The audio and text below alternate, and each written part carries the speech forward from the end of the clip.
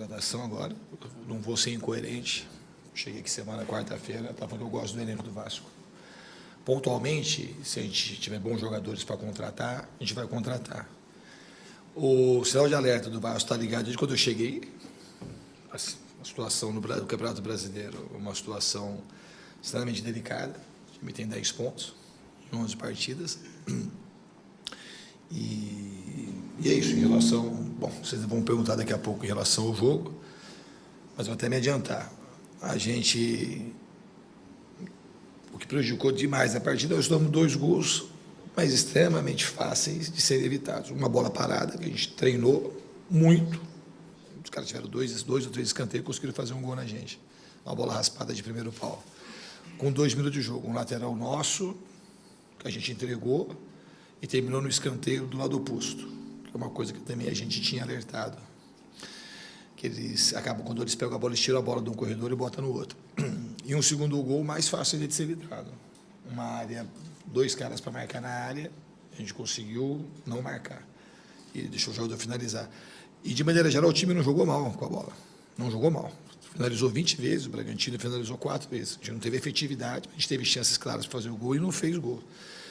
Mas a gente precisa ser efetivo, mas mais do que ser efetivo, a gente pode tomar outro tipo de gol. Porque o adversário se esforçou muito para fazer, fez coisas diferentes que o Bragantino até poderia ter feito, que é um time bom, mas não foi o que aconteceu. A gente facilitou demais os 2 gols que a gente tomou. Diniz, Thiago Totti, Vasco Velocidade. Agora vai ter uma parada curta para a eliminatória, depois alonga para o Mundial de Clubes. Até que ponto essa parada pode ser boa para o Vasco, para você achar alternativas para o time? Para nós, ela vai vir num bom momento, as 2 paradas, para a gente treinar mais, dar mais condição para o time. E é o que a gente vai tentar fazer, trabalhar com extrema dedicação e o time ficar mais forte e ganhar recursos em todos os aspectos do jogo, na parte física, na parte técnica, na parte emocional. Eu acho que para a gente as paradas ela vai ser boa, tanto uma como outra. Diniz, boa noite, né? Com devido cuidado, claro. Hoje a gente viu um Vasco bem estável, né? Você falou que teve momentos que a gente poderia sair com a vitória se tivesse aquele capricho. Na sua avaliação, até mesmo diante dessa pausa que vai ter de 30 dias, 40 dias, né, vamos botar assim, você enxerga que o segundo semestre, claro que o primeiro semestre a gente não tem que botar na sua conta, que são 6 jogos, podendo chegar aos 7º jogos. O segundo semestre a gente pode alcançar coisas positivas, evolução do time, brigar por alguma coisa, enfim. Não, eu acredito muito no time, que a gente vai conquistar coisa positiva, o time vai melhorar. Eu não acho também que o time, na minha conta, pode botar, desde que eu assumi aqui. Eu assumi, não vou ficar falando do para trás. Falar do para trás, cheguei e tenho que ajudar o time a ganhar jogo. Eu não acho que o time, se comparar ao jogo do Fluminense, que esse jogo jogou muito melhor que o jogo do Fluminense, mas muito melhor, muito melhor. Só que a gente precisa fazer o gol e não pode tomar. Um time que tem, se você tem 20 finalizações, o outro adversário tem 4, quando você olha, se você não sabe o resultado do jogo, você acha que foi 2-0, pelo menos, para o Vasco. Então, a gente não pode perder o número de chances que a gente perdeu, mas mais, eu repito, mais do que isso, a gente não pode tomar os gols que a gente tomou no jogo de hoje. Acho que eram gols muito evitáveis. Diniz, boa noite. Amadeu, do canal Na Torcida Vascaínos. Você até tocou numa pergunta até que eu iria fazer. O Vasco, já há alguns anos, tem uma dificuldade imensa de bater lateral. Isso me chama muita atenção, pelo menos há um ano. Piton bate o lateral, a bola sobra, escanteio, gol, onde a bola passa, né, ele pega a pequena área e ninguém tira a bola. No segundo gol, você já vinha orientando o Piton, eu estava te acompanhando, você toda hora orientando o Piton. O jogador do Bragantino avança, de novo, o Piton vai recuando, a bola é alçada na área, e o João Vitor, eu não sei se ele demorou a ter aquele momento de reação dele, o Isidro Pita mata a bola no peito e faz o segundo gol. Aí eu queria ver com você se realmente é mais treinamento, principalmente o Piton e o João Vitor, e a respeito do Paulo Henrique. Porque eu senti que no primeiro tempo ele demorou muito, porque toda hora ele se abaixava, não sei se ele estava sentindo alguma coisa, e o Vasco jogou muito pelo lado esquerdo e não jogou pelo lado direito. O Paulo Henrique sentiu alguma contusão, professor? Boa noite. Não, boa noite, ele não sentiu, porque senão ele tinha jogado pior no segundo tempo. Né? Ele foi muito melhor no segundo tempo. Foi quase que um ponta direito. Né? Então, também não... Mas eu vou... O segundo gol do Bragantino foi um erro muito coletivo. Assim, não é... O Piton, eu concordo com a tua análise de maneira, principalmente com as duas perguntas que você fez. É uma análise possível e ela tem sentido. Só que, para minha análise, todo mundo sabe, se pegar, todo mundo sabe que a gente errou um monte de coisa.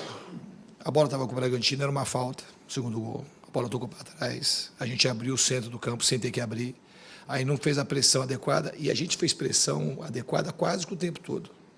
Essa foi teve umas 3 subidas de pressão equivocadas do Vasco, essa foi uma delas. A gente abriu o centro, o jogador recebeu a bola livre, o Piton ele fez o movimento correto de andar para trás, senão ele ia tomar a bola nas costas e o cara ia sair já de frente para o Léo Jardim. Então ele ia diminuir e ele foi meio que deixando o jogo mais lento, a gente tinha que preencher a área e a gente demorou para fazer o retorno defensivo. Então foi uma falha assim, bem coletiva. Eu não gosto de individualizar de maneira nenhuma as falhas do time, sabe? Então é isso que eu tenho para falar do segundo gol.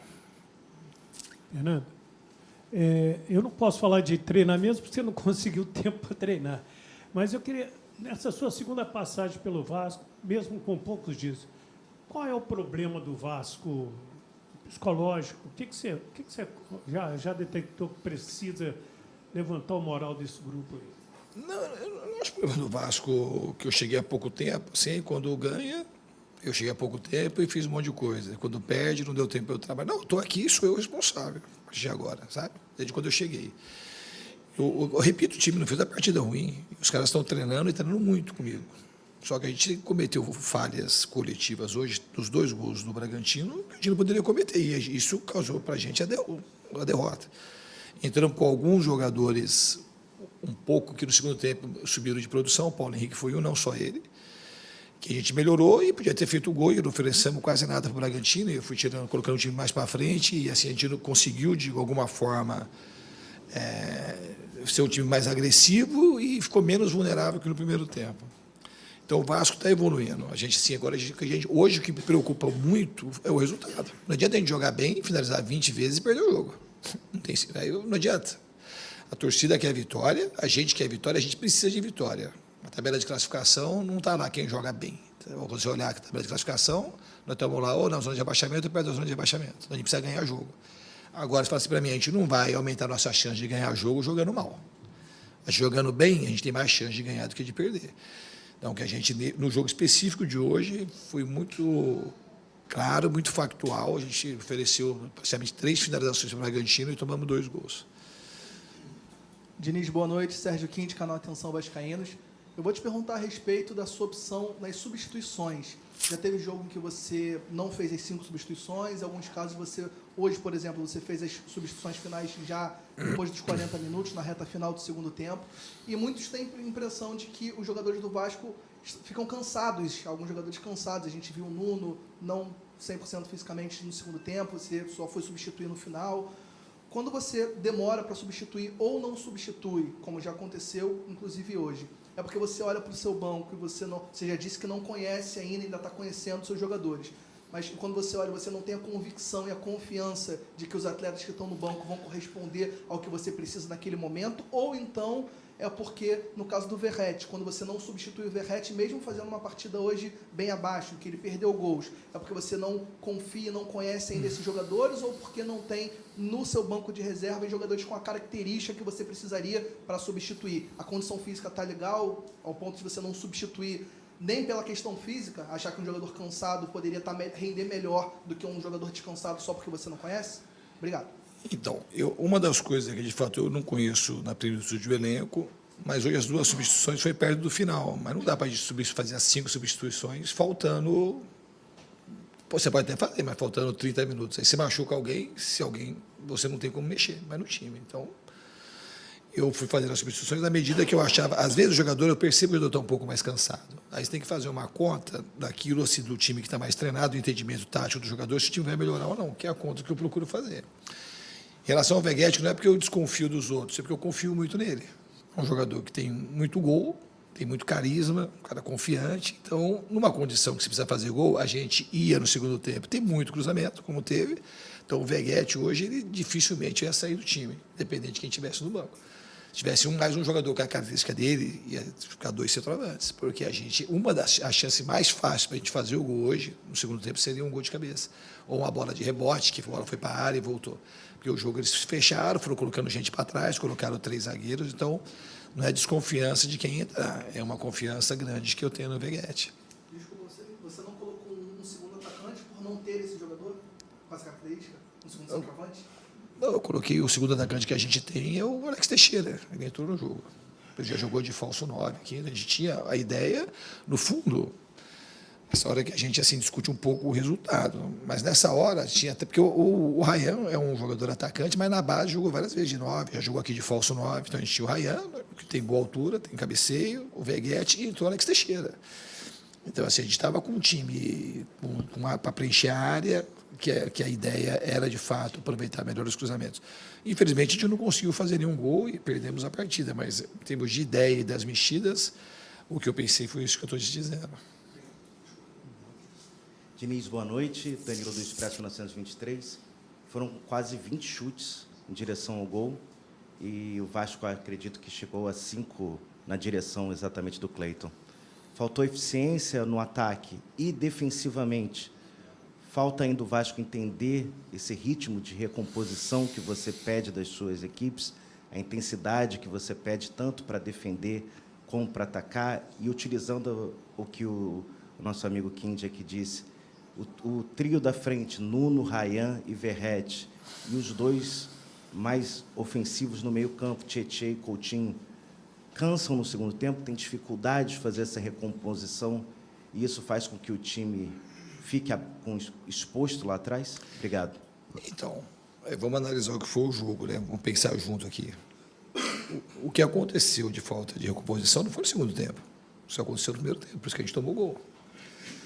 Então, não é uma coisa, é sempre uma, já falei isso outras vezes, que perde o jogo e a gente acaba fazendo uma análise meio torta das coisas. A gente teve falta de recomposição no começo do jogo, nos 20 primeiros minutos e até tomar o segundo gol.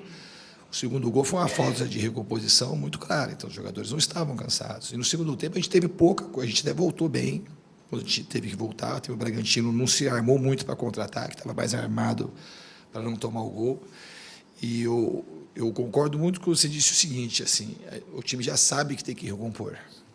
A gente foi extremamente eficiente na recomposição contra o Melgar, mesmo com 3-0.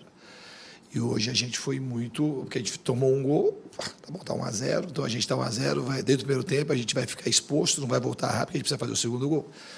É muito mais fácil você tomar como tomou do que fazer o primeiro. Então, acho que o time já entendeu que precisa recompor rápido, principalmente para defender. Se vira 1-0, é diferente o cenário. 2-0 para o adversário, fica mais tranquilo para defender. Então, no fundo, o time já entendeu o que precisa fazer, precisa ser mais consistente. Não dá para fazer contra o Fortaleza, fazer contra o Melgar. Fizemos bem também lá contra o Lanús e deixar de fazer um jogo como o de hoje aqui. Mas em relação a esse trio ofensivo e Tietê e Coutinho, eles têm essa natureza, essa capacidade de fazer essa recomposição fisicamente, eu digo, até no primeiro tempo?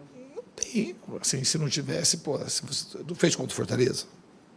Não fez contra o Melgar? Fez o tempo todo contra o Melgar. Você pegar um vídeo, a gente pode pegar e assistir. Fizeram com muita dedicação.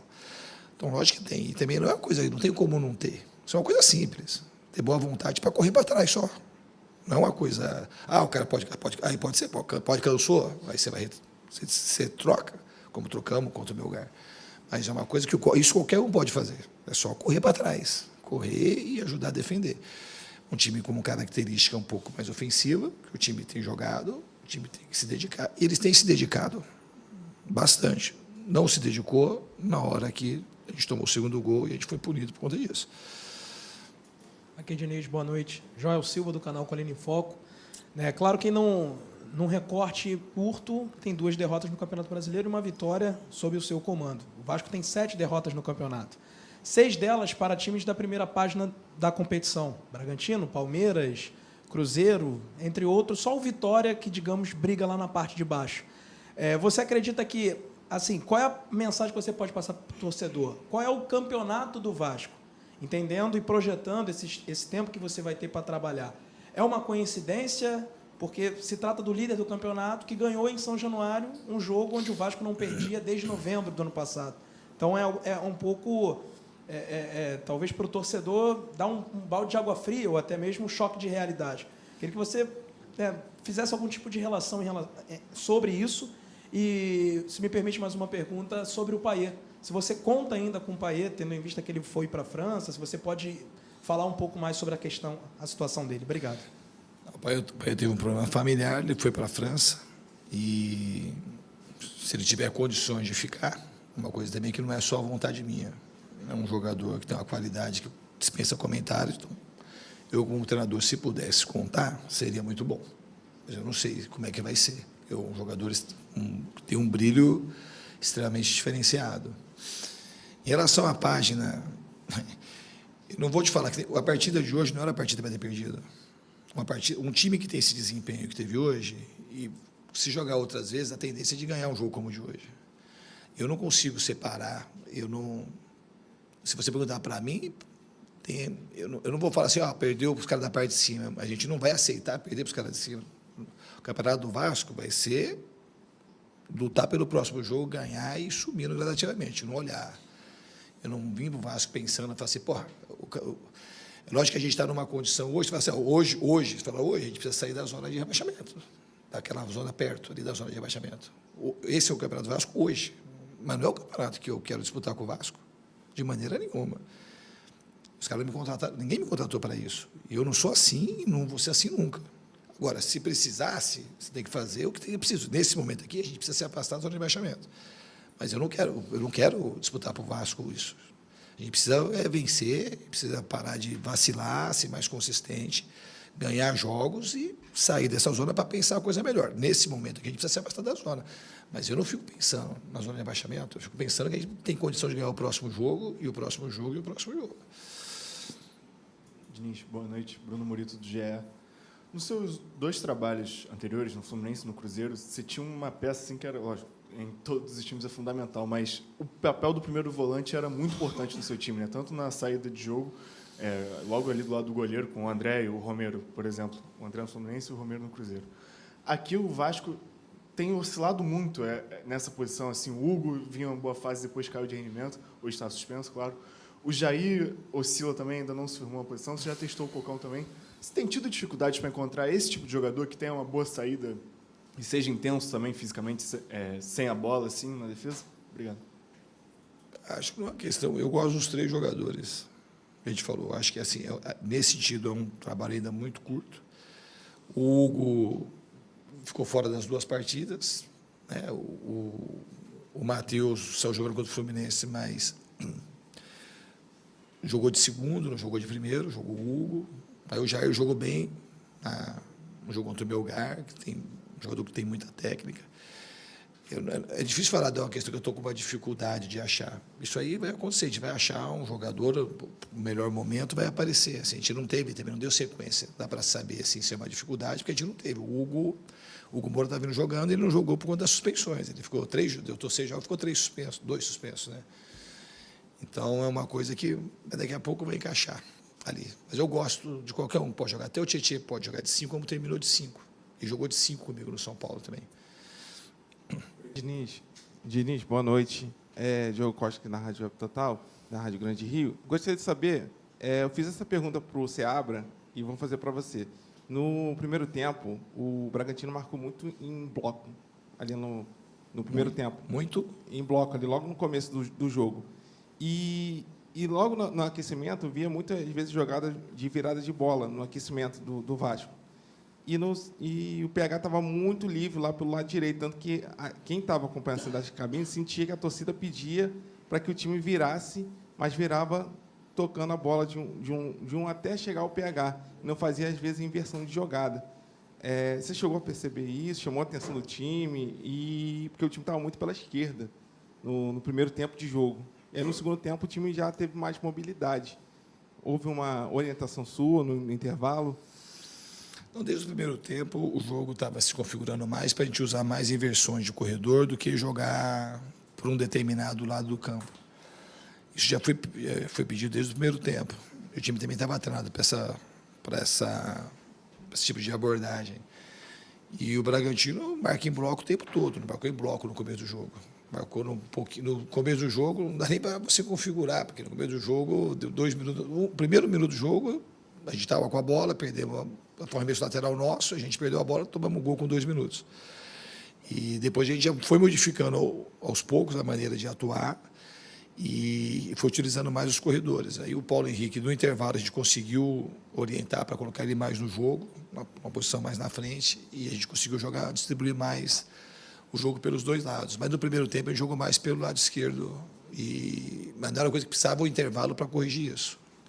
O Paulo estava um pouco mais encolhido, do que ele fica naturalmente, do que ele foi aqui. De todos os jogos, esse foi o jogo que o Paulo Henrique ficou mais encolhido, sem muita necessidade no primeiro tempo. No segundo tempo, ele jogou mais dentro das características que ele atua de maneira natural. Não que em um determinado momento a gente não possa encolher um lateral ou outro, mas hoje a ideia não era encolher o Paulo Henrique em nenhum momento. Boa noite, Diniz. Thiago Carvalho, da Band. Eu acho que você até falou isso depois do jogo contra o Lanús, sobre a questão de quando o Vasco toma um gol, muitas vezes, pelo menos anterior a você, o Vasco sentia muito esse gol e às vezes mudava o estilo de jogo. Eu queria até ir em contramão à pergunta dos colegas, porque eu senti que hoje, mesmo tomando gol muito cedo, o Vasco continuou construindo o jogo, continuou tentando o resultado. Queria saber se você já teve essa conversa com os atletas, porque você falou sobre isso lá no início, a gente até falou com você, quando você chegou, sobre essa coisa de cuidar um pouco do mental desses jogadores. A gente sabe que você tem um trabalho muito individual com os atletas, no sentido de conversar com eles durante as atividades, durante a semana, etc. Sobre essa questão específica de quando leva um gol, não deixar cair, e eu acho até que deixou de cair ultimamente, principalmente hoje. Você já conseguiu conversar isso com eles, diretamente sobre isso com eles? Não, eu acho que hoje eles conseguiram reagir muito bem ao primeiro gol e a gente teve pelo menos umas 3 ou 4 chances claras para empatar, pelo menos empatar o jogo no primeiro tempo. Aí no segundo tempo a gente foi um time bastante coerente com o que ele precisava fazer, a gente se expôs, entre aspas, que a gente ofereceu pouco contra-ataque para o Bragantino, que é um time muito forte em transição, um time leve, um time rápido, com jogadores jovens. Então, eu acho que teve uma mudança. O que a gente hoje não dá para admitir é perder um jogo que você finaliza 20 vezes e o adversário finaliza 3 ou 4. Então, a gente hoje está discutindo mais o resultado, que nesse momento aqui é a coisa mais importante. A gente precisa ganhar o jogo. A gente não pode perder um jogo que se finaliza... O adversário fez muito pouca força para a gente hoje. Se pegar, provavelmente, é o jogo que o Red Bull finalizou menos vezes durante o campeonato. Mas conseguiu fazer 2 gols na gente não fez nenhum no Red Bull. É um time que reage diferente, né? Não, reagiu diferente. Reagiu diferente e isso passou para o torcedor. Porque era normal, com 2-0, a gente ser vaiado o segundo tempo inteiro. O time conseguiu empurrar, mas não conseguiu ser efetivo. Foi tendo chance, bola parada, chute fora da área, bola de cabeça, de rebote. E o Bragantino soube se defender. Teve mérito para ganhar o jogo. Não é que o Bragantino não mereceu. O Bragantino mereceu ganhar. Porque eles foram efetivos e, quando eles precisaram defender, eles deram a vida para se defender e conseguiram evitar que a gente fizesse o gol. Diniz, boa noite. Rodrigo Campos, TV Brasil, Rádio Nacional. Eu queria que você falasse especificamente sobre um jogador, que é o Felipe Coutinho, que veio como a grande esperança do Vasco, é um ídolo criado aqui, mas não tecnicamente, sim em relação à personalidade. É dele mesmo essa coisa de repente, seria interessante assumir a responsabilidade de ser o 10, o craque do time, e chamar responsabilidade para ele, ou isso não te incomoda, é normal? Obviamente, por ser um esporte coletivo, a responsabilidade é de todos e não somente dele. Mas, como ídolo, chamar essa responsabilidade é uma coisa que faz falta? Eu já falei, eu acho que é um presente para a gente ter o Felipe Coutinho aqui. Ele é um dos jogadores mais talentosos que eu trabalhei e que eu vi nascer nesses últimos 15, 20 anos.